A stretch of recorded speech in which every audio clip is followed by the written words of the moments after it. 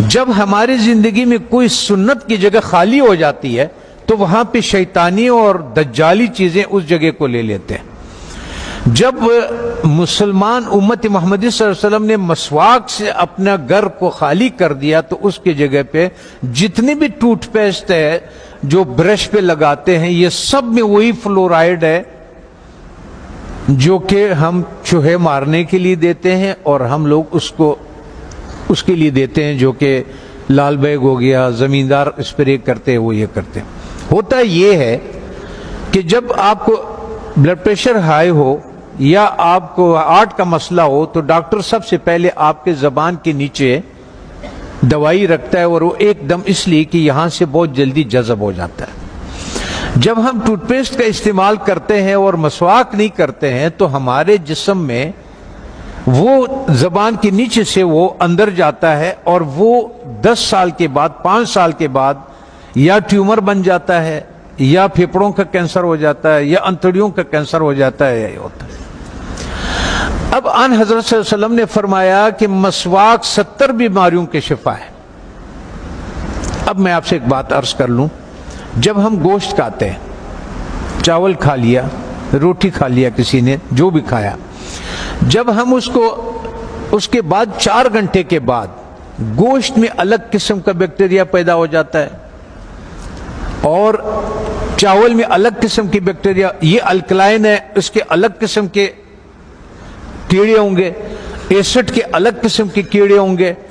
ہر غذا کے الگ الگ جو ذرات ادھر پھنسے ہوئے ہوتے ہیں۔ پتہ یہ چلتا ہے کہ جب دوبارہ ہم بالخصوص گرم پانی چائے کی شکل میں پیتے ہیں تو وہ جو کچھ اس میں دانتوں میں ذرات پھنسے ہوئے ہوتے ہیں وہ بیکٹیریا سے بھر جاتا ہے، اور وہ بیکٹیریا ہمارے جسم میں داخل ہو جاتا ہے۔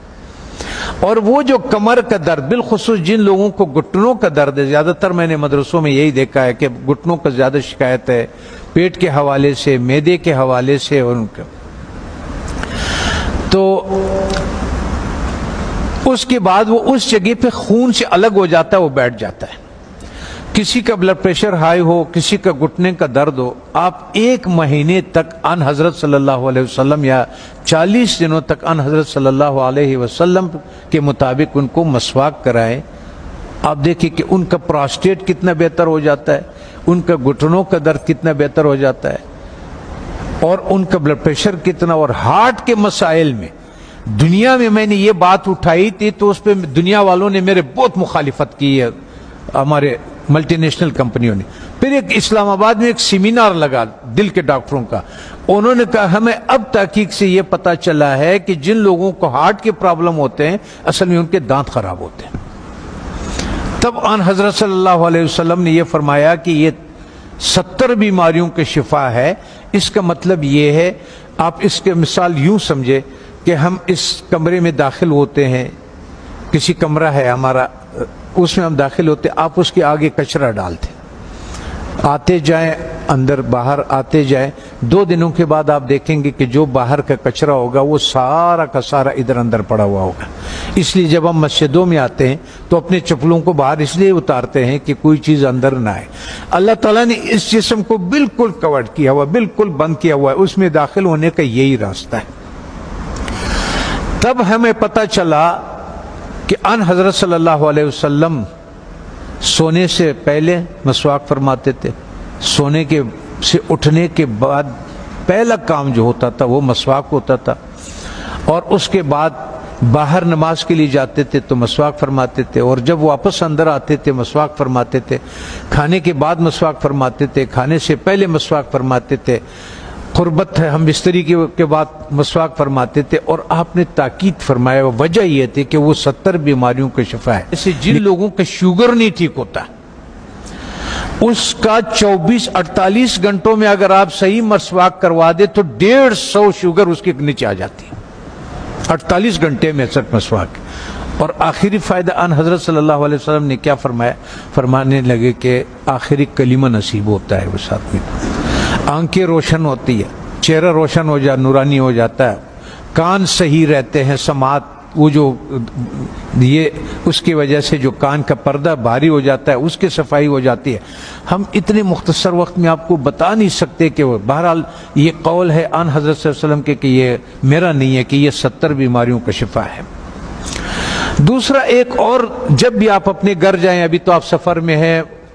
اس میں ہے اللہ کے راستے میں اور پڑھ رہے ہیں، آپ کے کوئی چیز اختیار میں نہیں، لیکن زندگی میں جب بھی آپ اپنے گھروں کو آپ کو موقع مل جائے کہ کھانا جو ہے وہ میں گھر میں کھاتا ہوں، تو چند چیزوں کا سنت کے مطابق خیال رکھیں.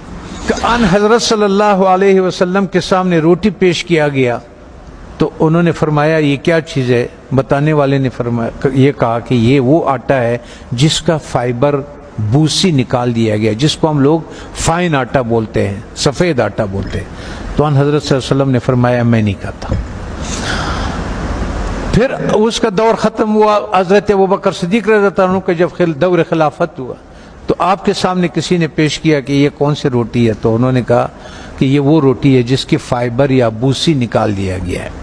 تو انہوں نے کہا کہ جب میرے نبی نے نہیں کھایا، میں آخر قیامت کے دن کیا منہ دکھاؤں گا؟ وہ بھی چلے گئے. حضرت عمر فاروق رضی اللہ تعالیٰ عنہ کا ٹائم آیا تو انہوں نے بھی ایک جس کو گورنر، خلیفہ یا امیر بناتے تھے تو فرماتے تھے کہ 4 نصیحتیں لکھتے تھے، ان کو 5 نصیحتیں لکھتے تھے، جو بھی تھا کہ آپ نے ترکی گھوڑے پہ نہیں سوار ہونا، آپ نے یہ کپڑے نہیں پہننا، آپ نے ایک اپنا آنے کے لیے کسی کو رکاوٹ نہیں بنانا، وہ گارڈ نہیں رکھنا، آپ نے بوسا چنا وہ آٹا نہیں کھانا. دوسری بات، جب آپ کھانے کو پیتل میں اور اسٹیل کے برتن میں رکھتے، اس سنت کو ہم چھوڑ دیتے ہیں. تو پیتل اور اس اسٹیل میں وہ طاقت نہیں ہے کہ آگ کے تابکاری سے کھانے کو بچا سکے. تو آگ کے جو تابکاری